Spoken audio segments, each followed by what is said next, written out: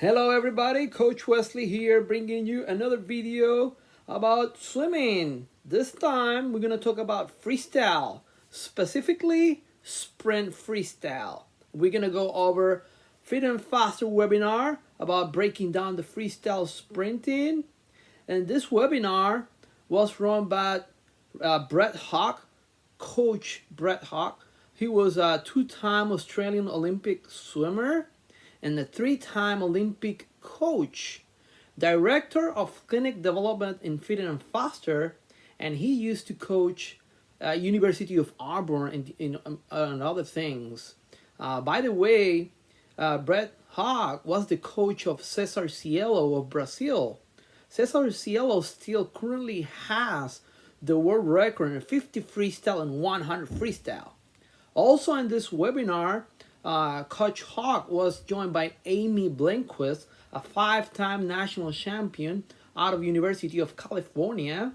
And to give you an idea, Amy swam a 20.8 50 freestyle and relay in NCAA. Also in this webinar was Katrina Kanopka, pro swimmer out of the University of Arizona and a member of a gold medal world championship 4x100 freestyle and 4x50 medley world record. And also in this webinar was MADDY BANIC out of the University of Tennessee, NCAA champion pro swimmer from the LA Current and the ISL League. The art of sprinting.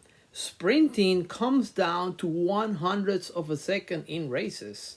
It's exciting races, short races, but at the same time, every single piece of detail has to put together in a way that perfection comes in your way. Interestingly, all of the swimmers in this webinar used to swim more than a 50 freestyle. They used to swim 200 free, 200 back, sometimes even 400 meters. And this is not their case only. If we go back in history, Tom Yeager, a sprinter for the United States, he was the first man to go under 22 seconds. He used to be a distance swimmer himself. And he ended up to be one of the fastest sprinters in the swimming history. So that tells you that that endurance base is very needed in order to achieve faster speed later in life when your body gets more mature and stronger. So this is a good advice for young sprinters out there. Sprinting is awesome, but don't get involved only in the 50s because you will need to develop long-term. This is a long-term sport. This is not improving this year and then next year we're gonna do something else.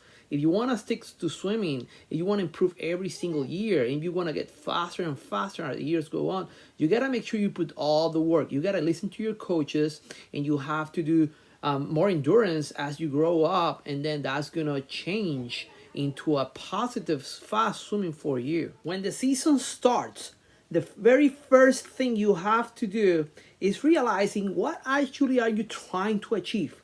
What are you trying to achieve? And then recognize your strong and your weak, whether your strengths and what are your weaknesses. And then from that, trying to have a plan in order to get better for the next season. Could be controlling anxiety. Could be like you're getting too nervous at meets and that is not letting you perform well. Could be overcoming a pre-existing injury and knowing that if you keep yourself healthy, you're gonna have a way better season than being off training, just taking care of your injury. Could be critical of yourself and finding little things in order to get better. Do 1% better each day in order to get ahead of your competition. So a good way to do that is get a bunch of sticky notes, and each day when you get at home, write down in those sticky notes what you did, what 1% you did better this day than yesterday in order to get better for tomorrow. Because that's actually make you realize and keeping track of your improvement each day. So when the season comes, you know for sure that this next season is gonna be way better than the last one. Ultimately, that's what you want to do. Keep a training log where you can write down the practices and knowing what you did that day and write down how was that set for you, so the next time you do it you can compare actually improvement because the last time you did it was more or less good, and then the next time you do it is way better. So keeping track with that training log is always a good idea. Could be also putting in mind when the season start that the drills you're gonna perform at training are gonna be performing slow, just feeling the water, understanding the drill, understanding that that drill is gonna help you to achieve certain things in your stroke, and that is way better to achieve if you're not just trying to sprint everything in practice. So drills are supposed to perform slower than usual pace. Another big thing that right now in the sport of swimming is huge, and is part of why we're having so many world records lately, is because recovery is being very, very important in training. The amount of attention recovery has been getting in different sports, and swimming is no exception. It's awesome. So there's a bunch of advices here from the clinicians. Number one, getting a chocolate milk in a window of 30 minutes after practice. That chocolate milk is scientifically proven to help your body recover than anything else out there. So chocolate milk after practice, no more than 30 minutes after practice. Another thing, again, that I'm bringing to the videos that you guys should invest in is in a foam roller. Foam rolling, when you get at home, in your legs, in your hamstring, back, lats, that makes your body recover faster, and is one of the main things you can see over and over in all of the high-level athletes out there. Hydration. Drinking lots of water during the day and getting yourself a bottle of water or Gatorade during training, and taking sips of fluids every 10 to 15 minutes during training is a great way to keep yourself hydrated. The thing about hydration is when you feel thirst, when you feel that you're thirsty, you're already dehydrated. So you don't want to achieve that point. There's no way your muscles and cells can perform at the highest level they can do if you're lacking of fluids in your body. And believe it or not, in swimming, you lose a lot of fluids. You sweat, you lose a lot of fluids through your mouth, and it's very important that you replenish that loss of fluids by thinking about the importance of hydration. Another thing you should do, since swimmers get a little bit obsessed about swimming and getting that improvement, is knowing when to turn off the swimming for you if you need it. Let's say you're getting improvement in swimming and you get home and you talk about swimming and you look for videos about swimming. That could be a little bit taxing to your brain and your system. So knowing when to shut down, when to turn off that swimming of your brain is great, because keeping a balance is going to make your body being more healthy, and ultimately you're going to perform better. Taking ice bath. I have some experience doing that down in college. Some people like it, some people hate it.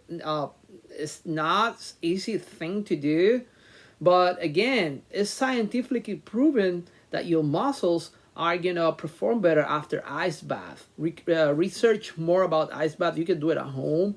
You can do a bathtub, fill it with water, and then throw some ice. There's a certain amount of time you should be there, but yeah, that's another great way to recover.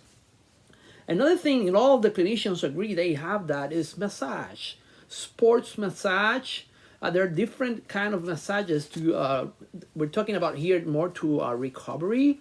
I know not everybody has access to someone to do a professional kind of a sport massage, but you can do it once a month, once a week. It's a great idea to. Another way to recover could be preventive therapy. We can include physical therapists, chiropractors, doing some acupuncture, some cupping. Cupping is kind of a thing that is more seen lately, just because Michael Phelps did it in the last Olympic Games. But yeah, whatever works for you. There's a lot of things you can do. You can do cupping, you can do acupuncture, you can do chiropractors, you can do PTs. One thing all of the top swimmers do is work with their minds in order to get better in recovery. And all of them do psychologists, sports psychologists, that help them get that brain tuned up into doing an awesome performance, having that confidence over them, and do things that they're gonna surprise of they're doing. Another thing they do is very important, and everybody should include it, is diet, nutrition plan, learning what to eat, when to eat, and what amounts. That is very important. Remember, the food is the fuel that you're gonna use in order to perform. So you have to be very aware of what foods works better for you. Remember, there's like a plan that you should include in your nutrition in order to get that high performance that you want. And one of the best one, I think right now, people that have more time are doing a little bit more, is sleep. Sleep is the single most important thing you can do. If you have your 8 hours of sleep, chances are your performance is going to be way better than a person that is doing only 6 hours of sleep. Remember, the human growth hormone is produced by the body on the sleep. So after 3 or 4 hours of sleeps, you're gonna start releasing that human growth hormone. Pacing for me is the inside of the water, the element that has changed the swimming, that has revolutionized the sport of swimming, and that's the main reason why swimmers get ahead and do so many world records year after year. So what we have found in the sport of swimming is that race pacing training is way more effective than just doing laps ups and down. I'm not saying that endurance is not needed in order to improve. I'm just saying that knowing how to incorporate race pacing in your training is gonna be the most effective way to make you swim faster. Because actually, what we want to do season after season is make you swim faster than you have ever swum before. So in order to get to certain level and you swim faster, you're gonna start beating people, and then you're gonna end up swimming faster than anybody else. So since we don't want last season results, we have to do some changes each season. We have to do things better. So understanding that your body get used to the pacing that you swim each day, that make you realize that you have to do some race pacing specifically for different races each day. So one day could be training for the 50, another day could be training for the 200, another day could be training for the 200. Distance swimmers can do the same for the mile, for the 500, but everybody agrees. And again, this is the single more important thing you can do in the water, is race pacing. It's taking your body to get used to those speeds of racing each day in order to go to the meet better prepared and having those awesome results that you want, achieving your goals. And I always tell my swimmers, have goals, but if you can achieve those goals earlier in the career and in the season, I mean, it's awesome. So getting your body used to the race pacing is very important. Another thing they bring up to the webinar that I think is very important for me to share with you guys is believing. It's having someone that believes in you, and someone that tells you, I really believe in you, is very important because it makes you realize that all the hard work you have put on and day in, day out, it's actually worth something, and actually make you realize and mirror yourself and tell you, hey, I actually can do this. Overcoming adversity and being comfortable being uncomfortable is one of the things that make you believe that you actually can do things. And sometimes in life you're gonna feel like down, and sometimes you think nobody believes in you, but you have to remember yourself that you are capable of doing awesome things. You're a special human being that is doing everything that it can to achieve something, and that is something that you should remind yourself to do. You will think you don't need endurance to sprint, but it's actually the person that slows down the least, the one that's gonna win the races in sprinting. Usually a 35-meter mark out of the 100 freestyle, for example, people start slowing down, and keeping that speed is gonna make the difference. So you actually need that endurance to endure the entire race and to get ahead of your competitors. I am gonna share with you guys how Coach Brett Hawke breaks down the season from sprinters. Number one, the base for speed is speed. Number two, stroke length is established early in the season. That is distance per stroke. Number three, stroke rate established later in the season. That is tempo.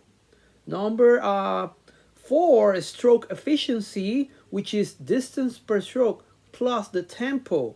Number five, how we create consistency is the key, which means effort and recovery. And number six is power. And power is the utilization of racks, chutes, resistance bands, runners, everything that creates power. And last one is get off the blocks and prepare to race. Body line and body position in the water are essential to fast swim. The feel of the water is key in order to have good technique, because later the season when you start competing, you will require good length of the stroke and a fast rate. And having those things, body line, position, and it's basically what you have to take care at the beginning of the season in order not to have a great swim. So we as coaches ask our swimmers to swim fast, and depending on what kind of fast is gonna develop, is gonna ride that muscle memory, and knowing what kind of percentage of effort you're doing in practice is gonna actually the way you're gonna compete. So for example, if I ask my swimmers to do 450s, one in 90%, one in 94%, one in 96%, and last one 100%, it's for a reason. And here in this webinar, they were sharing their experience. For example, Brett Hawke likes to do 25s from dive, and then at the end of 25, instead of telling the swimmer what time they did, he asked the swimmers, what do you think was your time? And the whole point is making the swimmer be aware of the effort and the actual speed they're going. This is very important to develop, because again, if we go to a swim meet and you want to pace yourself and it's a 200, which is a long sprint for me, you have to know what is actually a 90%. What time is actually a 90% for you? What time is actually a 92, a 94, and a 100%? And let's say, for example, you are going to Olympic trials. You actually make the Olympic trials and you're there. You swim the prelims, but you don't want the prelims to be your finals time. You want to swim fast, just enough to make yourself into the semifinals. And when you get to the top 16, you're going to swim, and you're going to swim fast enough just to make the final 8. And then when you get to the finals, when you get to that final 8, you want to swim fast enough to swim or get second, because in the Olympic trials, top 2 go to the Olympic Games. So if you go out there and you doesn't know how fast is your how fast is your 90, how fast is the time to get into, then you will have the problem that your preliminary swim is your fastest swim, and that timing you did in the morning could make it into Olympic Games, but you didn't know how to pace yourself, so you didn't make actually the team. So knowing how to pace is very important. Again, this is all sprinting. We're not talking about endurance. This is sprinting, but doing repetitions on 90 and 92 and 96 and 100% is very, very important to make you realize what kind of fast you need drills. I'm going to share with you a couple interesting drills that I saw at the webinar. First one is called lung busters. And basically, it's hypoxic training. It's training with breathing control. And they use the example of doing a 300. And basically what you want to do is taking one breath every cycle. And swimming in freestyle, a cycle is 2 strokes. So you do 2 strokes, 1 breath, and then 1 breath every 2 cycles, and then 1 breath every 3 cycles, and then 1 breath every 4 cycles, and so on until you get to 300. That's a way to include some hypoxic training. Again, it's called lung busters. Second one is called minimax. And basically what you want to do is doing a maximum speed with low stroke rate. So you want to do 25s maybe, and doing as fast as you can, but the stroke rate should be low. It should be long strokes. The other one is basically the same. It's called Russian number. And you're going to attach a bucket or a chute or whatever resistance is created. And again, you're going to sprint maximum effort, and you're going to have a low stroke count. This is all for sprinting, and I think those are good drills to incorporate to your swim. If we're talking about the single most important thing you can do to improve your freestyle right now is try to have an early catch of the water in front of you. As soon as your arm enters to the water, try to have a catch in front of you and pull that water in front of you. That for me is the most important single tip you can try to improve in order to get a fast freestyle. The webinar, we saw a video of a race. It was women's 200 freestyle NCAA record time by Cal, and it was an amazing race. The time that they did, the first swimmer did a 21.3, the second one a 21.1, number 3 did a 20.8, and last one did a 20.9. Very amazing swim. By the way, you guys have a homework. You guys, I told you that Hawke was the coach of Cesar Cielo, and he still has the world record in the 50 and 100 freestyle. You guys have to go and research what is the time of Cesar Cielo in the 50 freestyle and the 100 freestyle, which currently is still the world records. They asked Hawke about USRPT. If you don't know, USRPT stands for Ultra Short Race Pace Training. And what made this system of a training famous was Mike and Andrew. Mike and Andrew is a great swimmer from the United States. His dad came out with a training plan, and basically they don't swim too much. They swim 800 to 1,000 meters in a single training session, but it's all race pacing. It's all 25s, 50s at the goal time. This is a very this is a system that is not used by many persons, although Michael Andrew has shown that it actually works. And coaches that I know that have actually tried it, they say is not enough. People need that combination of endurance and speed in order to get better. And me, myself, personally, I don't think it's the best way to develop an athlete at a young age. I think more mature swimmers, up to 22, up to whatever, 40, they're better suited to do this kind of training because their body is fully mature. But yeah, it's great to put this information in this video because we're talking about sprinting. Yeah, research Michael Andrew. There's a lot of videos of him. And let me know, comment down below which are the times from Cecil Cielo of Brazil and the 50 freestyle, 100 freestyle. This is gonna be all for this video, guys. I hope you guys are enjoying this kind of stuff I'm putting for you. Hopefully you guys understand and know better about swimming.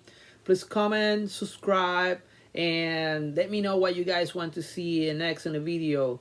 Take care, stay safe, see you soon, bye.